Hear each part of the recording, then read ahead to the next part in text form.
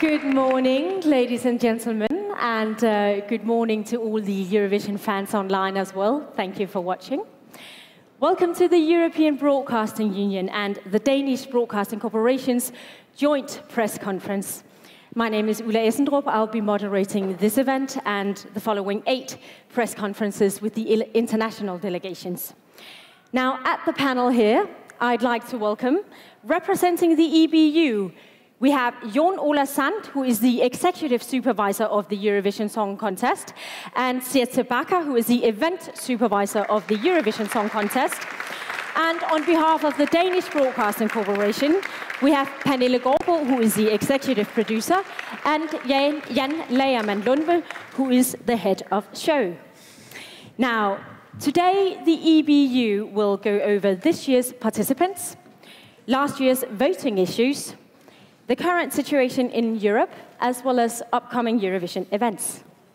But first, Pernille and Jan from the DBC will present you the setup and content of the Eurovision Song Contest 2014 here in Copenhagen. So, Pernille? Yes, thank you, Ulla. I would just like to say welcome to all of you. So happy to see so many of you. And I just want to let you know that we've been looking so much forward to having you in Copenhagen and Denmark. And we hope that you'll enjoy your stay. Thank you. Pernille, we are in a tent city, so to speak, and next to a giant behemoth of a concrete block over there. So can you explain a little bit about why you chose this venue? Yeah. First of all, we became very, very inspired by this place, the island, and this old shipyard that the city of Copenhagen presented to us. But especially this big shipyard, this masculine, powerful building was a huge inspiration for us in the beginning. And second of all, we actually wanted to try to show that it's possible to do the Eurovision Song Contest in a different kind of setting. But we fell in love with the idea of this raw, masculine versus the glamorous and glitzy show, sort of a diamond in the rough, just like our logo. Well, even the logo is based on this contradiction between rough and glamorous. What are the thoughts behind the whole visual identity? Yeah, a diamond is both a hard stone and a jewel. And it symbolizes the hardness of the venue and the glamour of the show, and we found that very interesting. But it also tells a story of the many facets of Europe and the beautiful and powerful energy coming together on this special occasion. And speaking of coming together, there are so many visitors coming here to Copenhagen for these 2 Eurovision weeks. And there's so much going on here during Eurovision week. Could you tell us a little bit more about that? There are hundreds and hundreds of things going on in the city right now. Especially 3 of them I would like to mention. The Fan Mile going through the busiest shopping street in Copenhagen with lots of things going on. And the Eurovision Village in the middle of the city. With performances and so on. And then Sunday we have this big red carpet event at the City Hall Square, where all the artists will join us at the red carpet and we'll have a party. Well, you just said the next keyword there, because the theme or the tagline of this whole event is Join Us. Could you explain a little bit about what Join Us entails? Yeah, well, Join Us was our initial idea for the whole show and for the way we wanted to work and present ourselves. It actually works on many levels. We really had a heartfelt ambition that we wanted to make you feel welcome coming to Copenhagen and to Denmark. We wanted to be the best host we can. That's an ambition. I hope you feel it. And then we wanted to invite the audience and the viewers to engage themselves and in the show, to join us, to join the party, to join the drama, the excitement and the celebration. And for us, Join Us is actually more than just a tagline. It's a way of being, a way of working together, and a way of inviting both audience and guests inside. And it's actually also the basic idea for our 3 shows. So, Jan Leiermann, you are head of show, which means you are in charge of the content and the overall expression of the shows. Now, if Join Us is more than a tagline, as Pernille says, how will Join Us come to life in the show? Yeah, as Pernille said, Join Us is... With that we mean that everybody is invited, and everybody is also invited in the show actually. And the 3 shows have their own themes. The first semi-final we call Join Us in Denmark. The second semi-final we call Joining the World. And the last one, the final, the big grand final, we call Join the Competition. And Join Us is an aspect in all our live acts, in our social media. And that's why we, 4 months ago, asked the viewers and the fans all over Europe to join in, send in their best dance moves, send in their best singing and the best ideas for an act. And I can tell you it's very, very... yeah, what can I say? It's so... Because you've had many reactions, yeah, yes? Exactly. Many contributions. Yeah, exactly. And actually we have made 3 acts out of these many clips and ideas from all over Europe. But Jan, I understand you have brought a little surprise for us, is that correct? Yes, that's correct. Because we, the first semi-final, we start up with the Choir of Europe. Last night, actually, we finished the small part in the beginning of the show, where all the viewers from all over Europe sent in their voices, and I can show it to you. It's about 2 minutes, and I think it's not the first time I see it, but it's the first time I see it when it's done and finished, and I will share it with you. So this is a little premiere. Yeah, fantastic. Yeah, let's see it.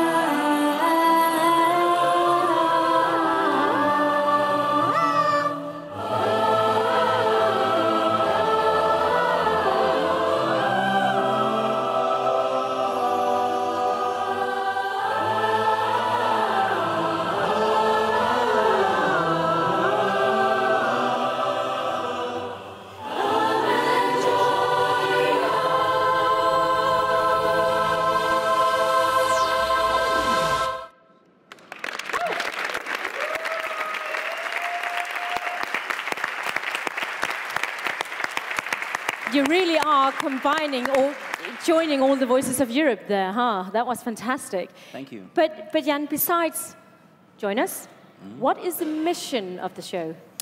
The mission is to be closer to the competition, actually. We want to have more focus on the competition, and we want to get closer to the artists on the stage. We want to know them a little bit better when they're on the stage, and to get closer to the fans and the viewers all over Europe.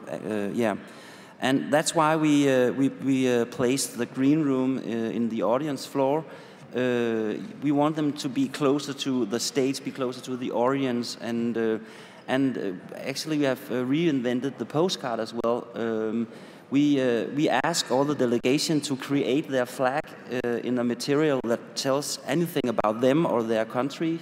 And yeah, actually, I have some postcards to show you. You're spoiling us today. That's fantastic. Yeah. So shall we see them? So maybe we should start going to Austria to watch the first postcard from them. Absolutely.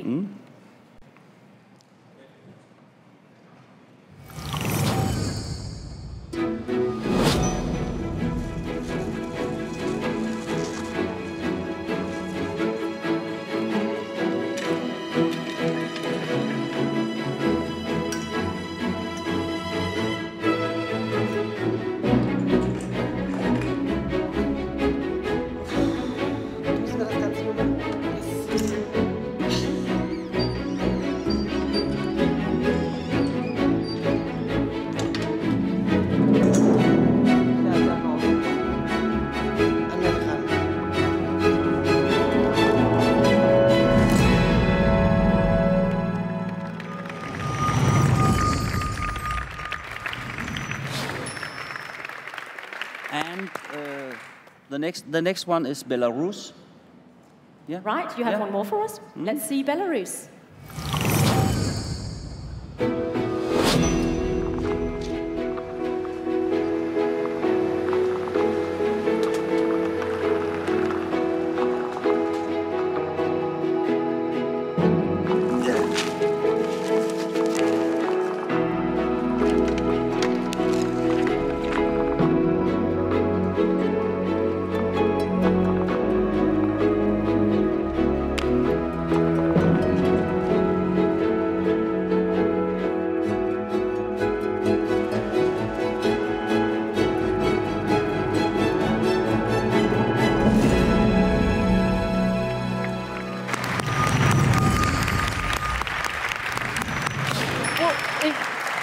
Don't stop, I want to see more. I have one more you can... You do? Yeah, fantastic.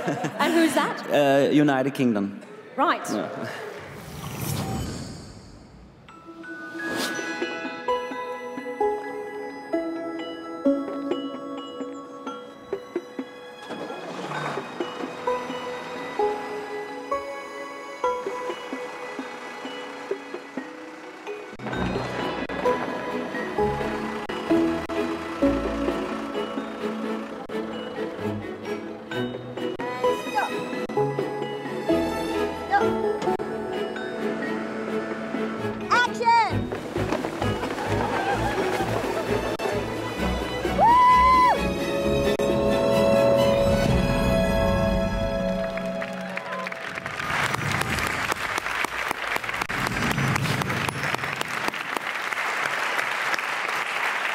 Say that is really creative there, Jan. A whole new take on the postcards. Respect, that was fantastic. Well, actually, you're spoiling us rotten because I know you have actually one more thing to reveal for us about the show. Yeah, why don't we just show it instead of tell it?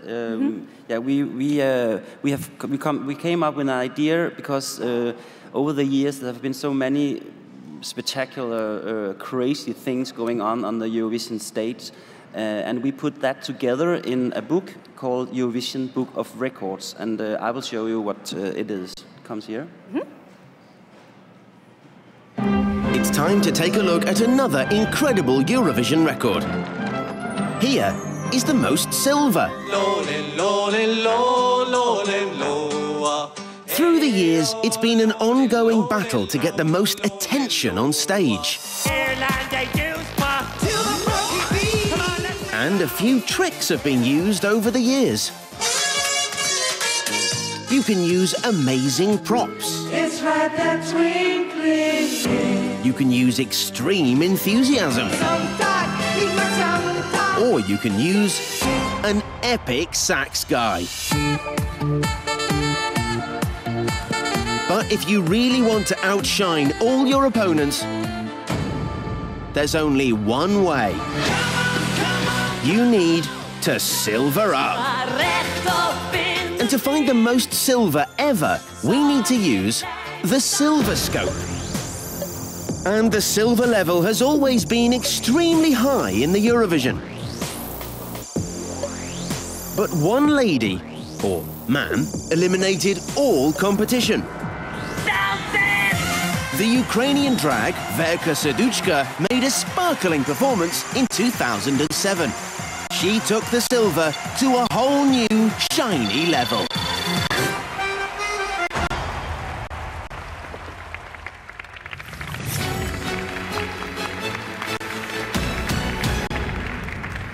Well, there's really something to dive into there.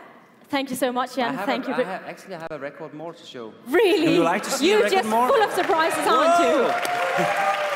Here comes Most La-Las. Most La-Las? Yeah, exactly. Ooh La-Las. Yeah.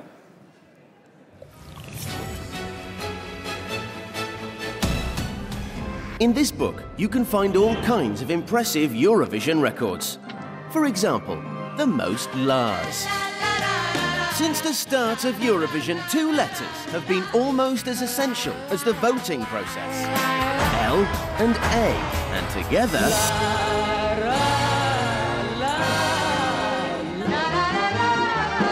And quickly, the La's evolved into a language of its own. You have the happy La's, the emotional La's, the obsessed La's, the ooh-la-las, and even the funeral La's.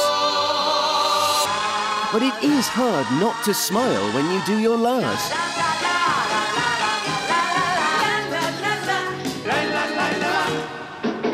In 1968, Spain even named their song. And the evergreen La La La contained no less than 126 La's. And apparently, they love the La's in Spain because they set an all-time record in 1979. 4 kids sang the impressive number of 152 La's. Congratulations, Spain.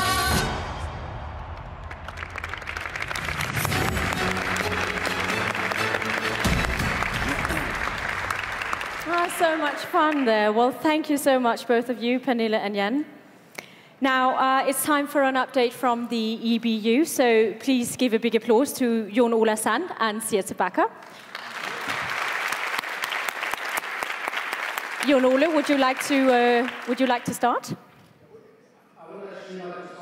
We are, and I can seize this opportunity being here and to just say that I was out here in the early autumn, out on this peninsula outside Copenhagen. We were on a tour with Pernille and Jan to find good facilities for Eurovision Song Contest 2014. And in this old shipyard we had a tour in. It was actually freezing cold at that time.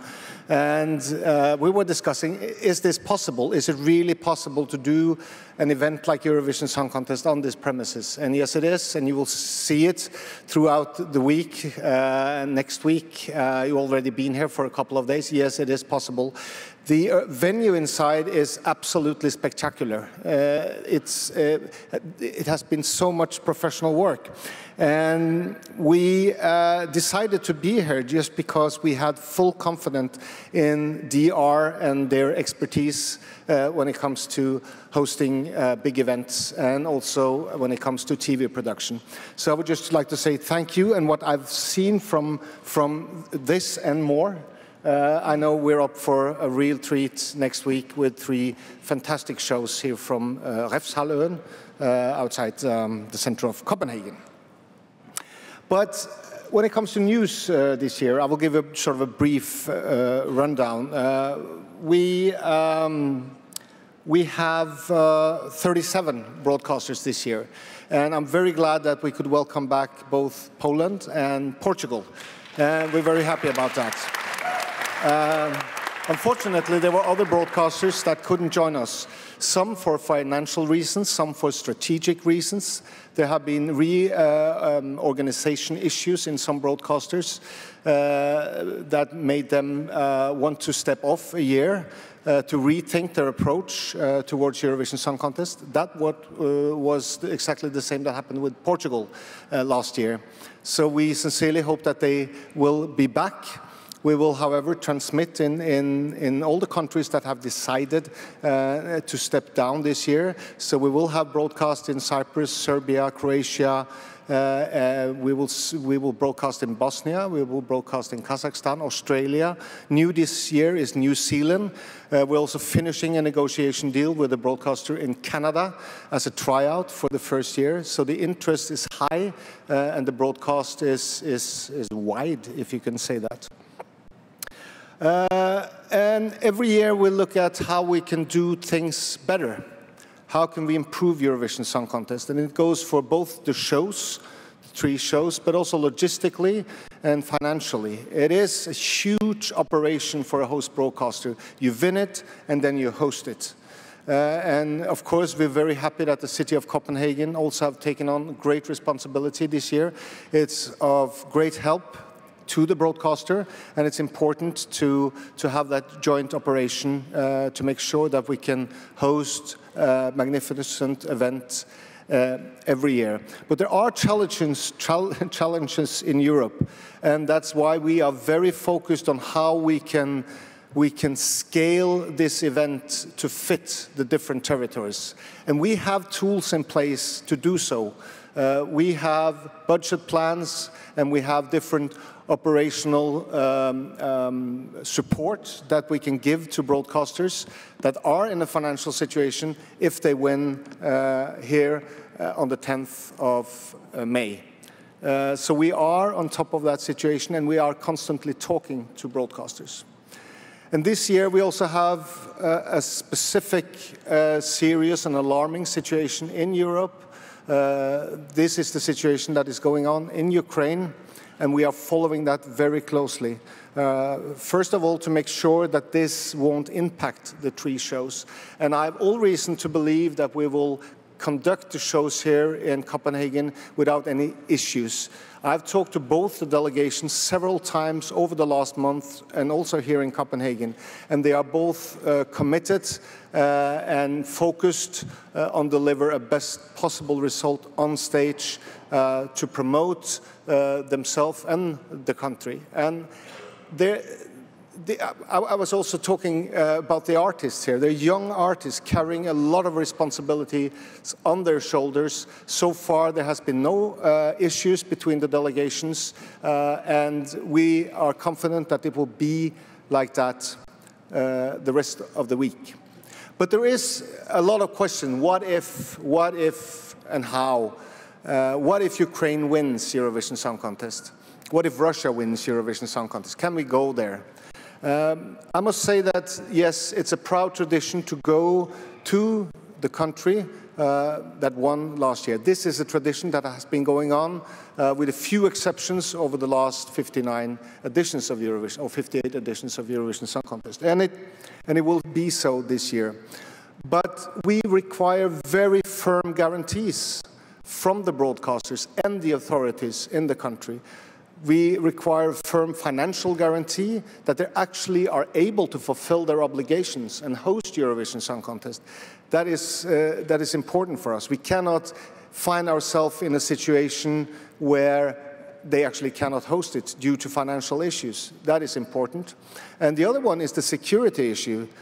We need to know that we can do it safe and secure. And we also need to know that we can be granted all the rights we need in order to do this in accordance with the legislation in Europe when it comes to press freedom, when it comes to freedom of movement, when it comes to all the social rights we need to have and secure in order for you to work the way you should work and feel safe in the country. And this is paramount for the EBU, and we will never step away from that. So you can be sure that we will follow this very closely.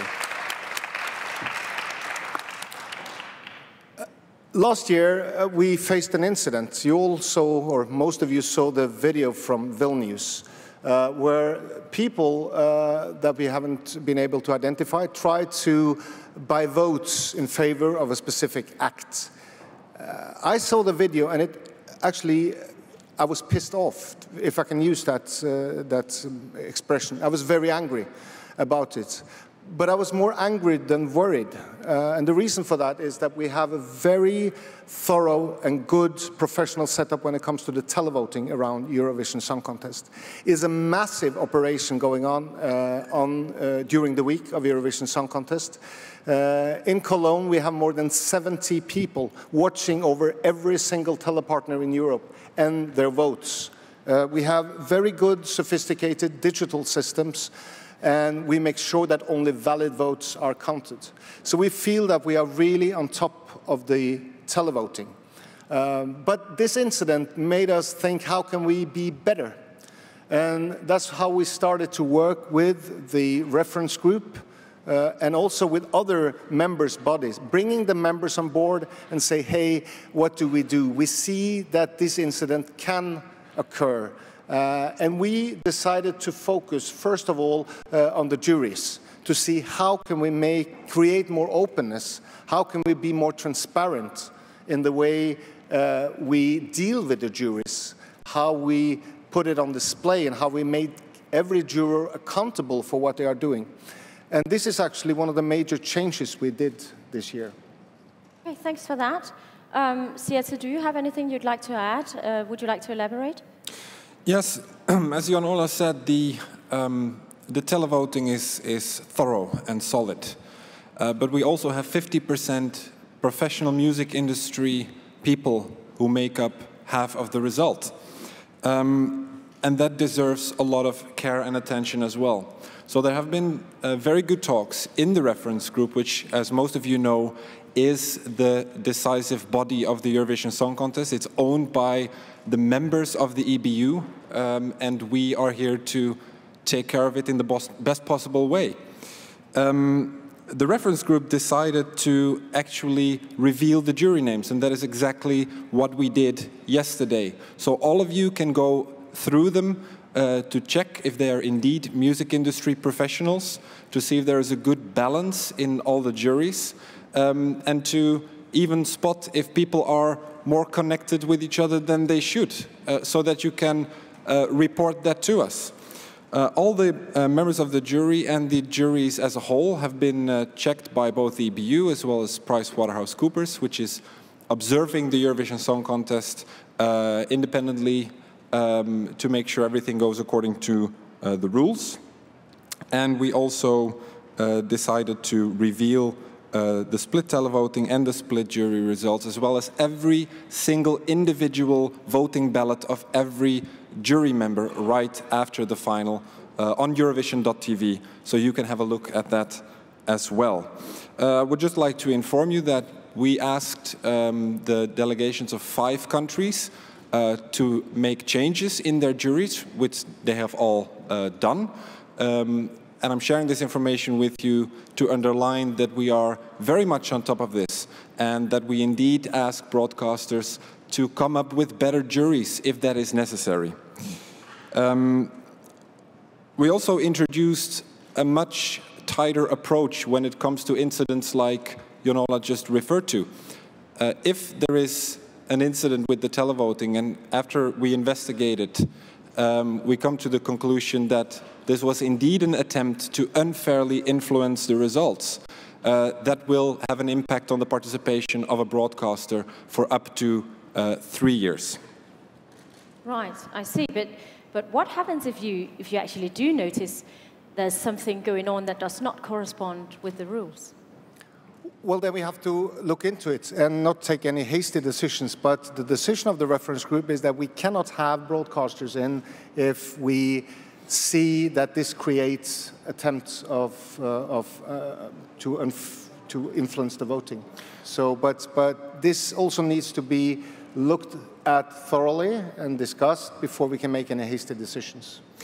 Actually, last year when we did interviews and we got questions from some of you asking how does this voting actually work, what happens behind the scenes, and we thought we can do a much better job in explaining to you what enormous setup is going on behind the scenes to make sure that the result you see after the semifinals and after the final is the correct result. So we produced a 1.5-minute video to illustrate what it works like. Some of you might already have seen it, and for those who haven't, I would like to run it for you now. Right. In this video, we will explain to you what happens with your vote in the Eurovision Song Contest. The winner of the Eurovision Song Contest is decided by viewers like you. Music industry professionals also have a 50% stake in the result. Let's first see what happens with your vote. You can vote by telephone call, SMS or via the official app. Only votes submitted and received during the 15-minute voting window are counted in the voting. That's when you can make a difference and influence the outcome of the show. Your vote is forwarded to our voting control centre, where we collect and validate votes from all participating countries. Over 70 experts and an advanced computer system make sure that only valid votes are considered in the result. Independent observers from PwC carefully monitor the operation. For each country, the televotes are combined with the jury vote.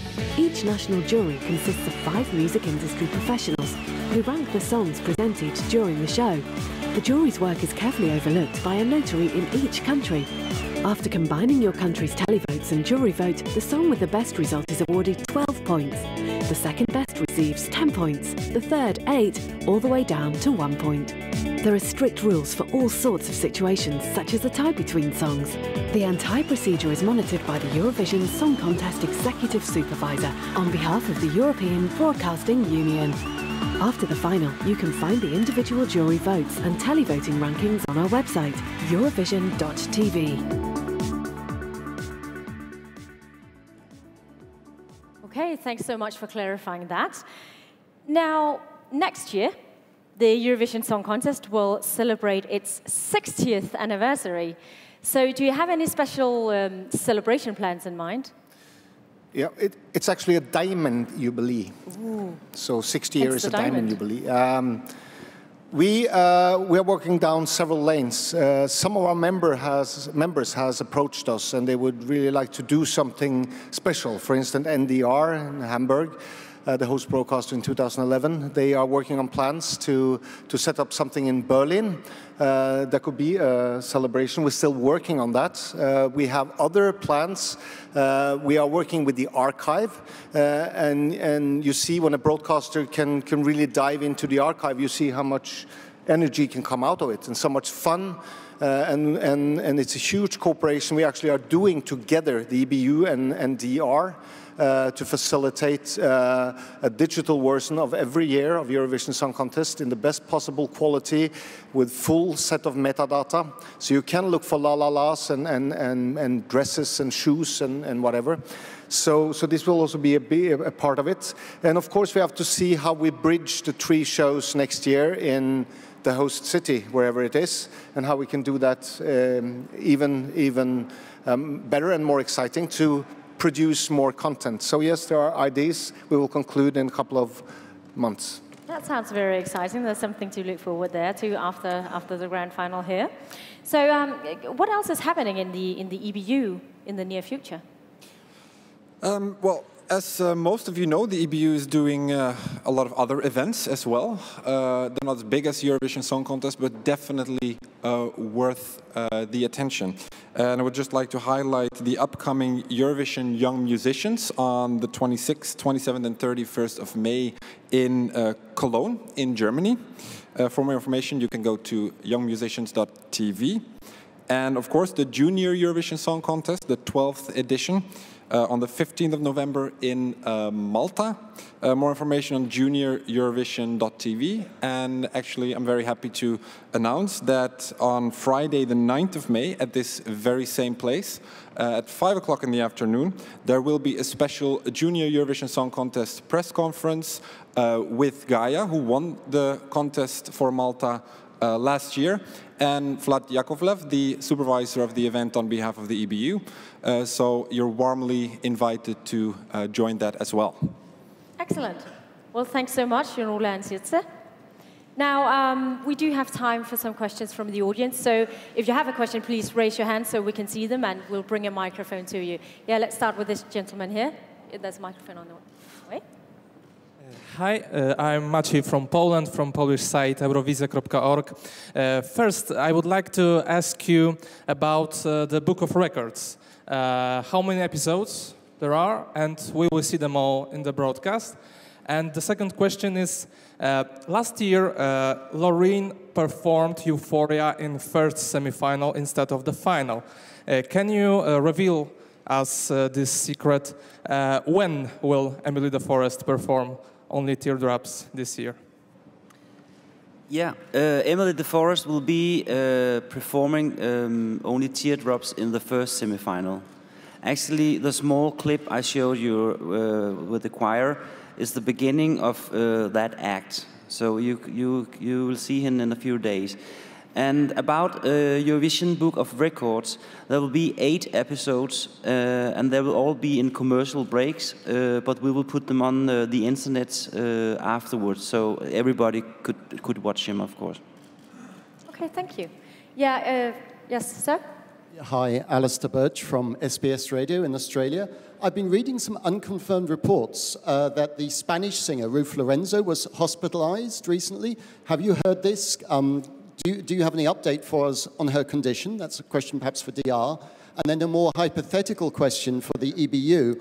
What are the arrangements if an artist has to drop out? Could we see a backing singer step forward, or could the broadcaster send a replacement?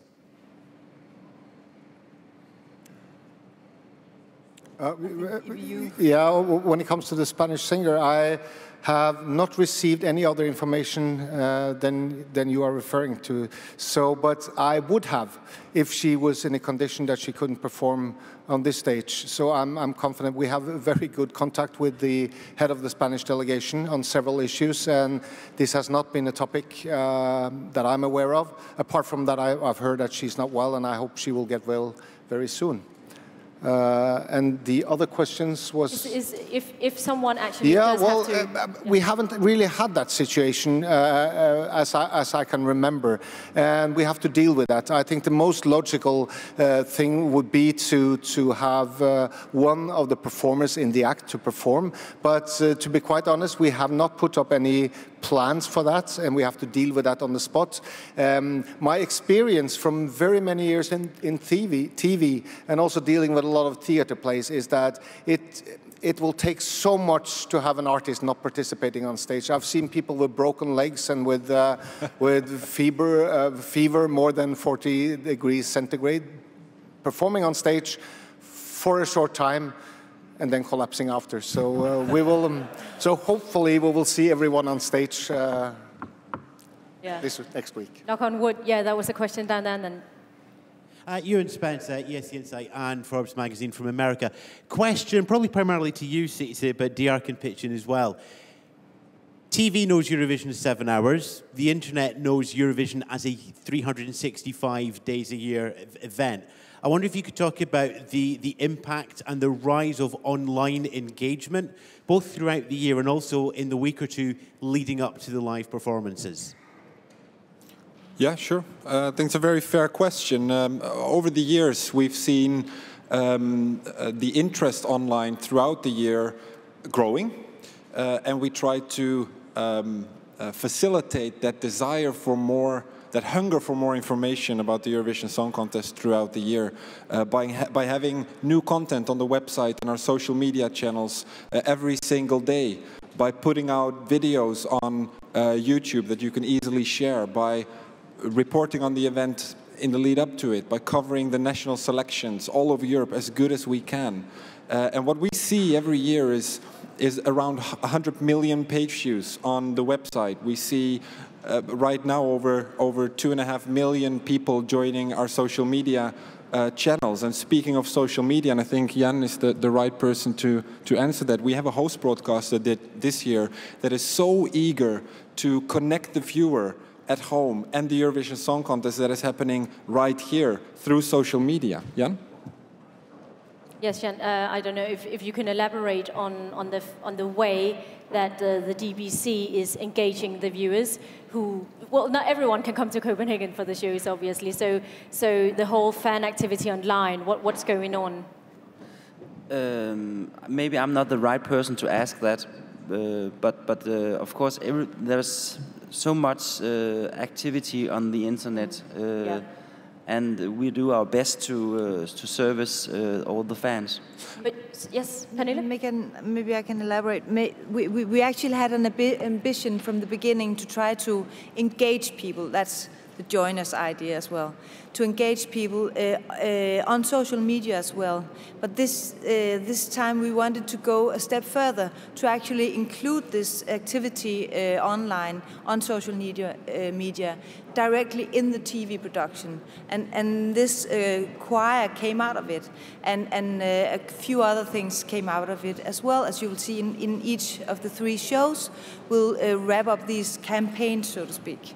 And also there's a whole coordinated virtual universe, really, on Eurovision.tv and the Danish webpage, and on Twitter, on Instagram, on Facebook, all kinds of social media platforms. We are obviously inviting all the fans to join in different ways. So, yeah, we have a question here, sir. Sure. And I'm here for ESCKAZ.com. And if we continue from the question of my colleague, can Jan Lagermans elaborate on the opening and interval acts of the semi-finals and final? Who will be the guests of the show? Stuff like that. If we can short run through of them. No, I don't think we have the time to run through them all. Yeah, maybe we could take it afterward because there's a lot of acts in the show. So I will find you after this press conference and tell you. Right. Yes? Yes, hello. Do you hear me? Yes, I am. Hi, I'm Szymon. I'm from Polish Radio Newsletter. I'd like to congratulate you on changes in rules. It's really fair and it's really appreciated here. But some countries, as people say, like Turkey, they don't agree with the formula because they like televoting things. Looking at the changes in the world and all these social media things, you introduced last year this voting by special application. Could you develop how it works, how it worked last year? Are you gonna to develop this story in the future? And is it possible then? You already said that you don't think about any changes in the rules so far, but do you think that it can be additional vote over countries, I would say? You know, just one vote from televote, from the internet user, for instance, from these applications. I'm not really. I'm not really sure I understood the last part of the question. To take them all these votes as the one from the whole Europe, not just from the particular countries. If I may elaborate a little bit first on the app, you're right. Last year we introduced voting through the official app, which is available again this year. What we saw last year is that people who use the app, and it was downloaded over 1 million times, is that people on the app vote more. Because if you send a text message or you call, then you will get a message back or you will hear on the phone, thank you very much for your vote. But if you do it through the app, you actually get a video from the artist that thanks you for your vote and asks you to support even more if possible. So we saw that that reward made people vote more. And in that sense, it's very successful, not just because you can vote, but also because you get content throughout the show, informing you about the acts. You are all very well informed, you know maybe even more about all the participants than we do. But the people at home that tune in for the first time, they don't know all that information, and the commentators only have 30, 35 seconds to inform them. So the app is a very good companion for the viewer. Now, when it comes to your question about putting all these votes together, if you would do that, and of course we can never see what happens in 5 or 10 or 15 years, it depends a lot on how the world and how this development continues. But if you would do that right now, you would see that the impact of big countries would be, and in Western European countries where using second screen is more advanced than in other parts of Europe, you would see that they would have a very unfair balance in the results. So right now, that is not an option. Yeah, okay, thank you. And the gentleman down here, did you get a microphone? Yeah. Hello. Good party last night? Pardon? Did you have a good party last night? Actually, no, but I'm still trying. I hope it gets well. I'm still trying to find some hour of sleep. So, Sasha Mutavic in behalf of the Eurovision Austria. First of all, a great job you're doing here and all the time about the Eurovision Song Contest and for the Danish TV. I have a question about, according to the rules of the Eurovision Song Contest, we all know them. For example, there's no allowed to commercial in the songs, etc. And just because of the fair play, I'm curious to know, for example, for San Marino in Baku, it was a Facebook song and it should be changed. But this time, the Belarusian song have a couple of timelines, Google Map, and it's also commercial, and you've done nothing. And that's why I'm curious, why the first time and why this time not? It occasionally pops up in song references to names, like, for instance, Google Maps, and also we have been approached by by journalists that ask for the Danish lyrics as well, where there pops up something that could be regarded as commercial. The thing with the song you were referring to, it was called a Facebook song. And it was a totally different thing. It was all about Facebook. If you use references from your daily life, you cannot avoid to sometimes speak about a commercial brand or